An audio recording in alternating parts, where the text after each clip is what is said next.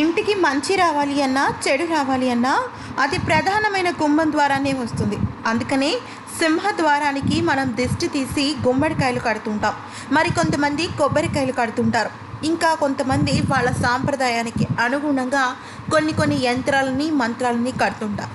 ఇక సాధారణంగా ఎక్కువ మంది కట్టేది వినాయకుడి ఫోటోని లేదా వినాయకుడి ప్రతిమని, వినాయకుడి యంత్రాన్ని. దీని ద్వారా దిష్టి దోషాలు అలాగే ప్రతికూల శక్తులు మరియు విఘ్నాలు తొలగిపోతాయని వాళ్ళ నమ్మకం. నిజానికి గణపతి ఫోటోలో కూడా చాలా రకాల ఫోటోలు ఉంటాయి. కళ్ళ దృష్టి వినాయకుడని, అలాగే పంచముఖ వినాయకుడని, ఇలాగ రకరకాలుగా ఉంటాయి.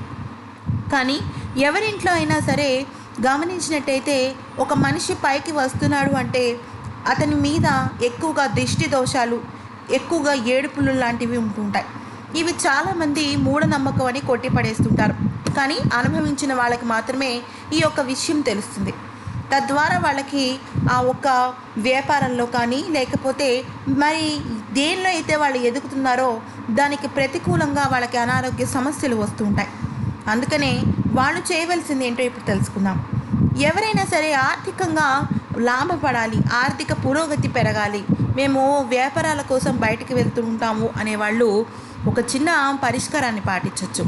ఇంటి లోపల భాగంలో ఇంటి ప్రధానమైన గుమ్మం పైన, అంటే మీరు ప్రధానమైన గుమ్మాన్ని చూస్తుంటే ఆ ఫోటో మిమ్మల్ని చూస్తున్నట్టుగా అనమాట. ఆ దిశలో అంటే ఆ ఒక్క ప్లేస్లో మీరు పెట్టవలసింది లక్ష్మీదేవి సహిత వెంకటేశ్వర స్వామిని. అలా పెట్టడం ద్వారా మనం బయటకు వెళ్తున్న సమయంలో మనం వాళ్ళ అనుగ్రహాన్ని తీసుకుని వెళ్తాం. తద్వారా మనకి ఆర్థిక పురోగతి ఎక్కువగా ఉంటుంది. ఆర్థిక కష్టాలు ఉన్నవాళ్ళు ఈ రకంగా చేస్తే చాలా మంచిది. మరి మా ఇంట్లో ఎక్కువగా దిష్టి దోషాలు ఉన్నాయి, ప్రతికూల శక్తులు ఉన్నాయి, మేము పైకి వస్తుంటే మమ్మల్ని చూసి అసూయ పడేవాళ్ళు ఎక్కువగా ఉన్నారు అనుకుంటే వాళ్ళకి కరెక్ట్గా మార్గం ఏంటి అంటే బయట వైపు, అంటే ప్రధాన గుమ్మానికి బయట వైపు కళ్ళ దృష్టి వినాయకుడిని పెట్టుకోవాలి.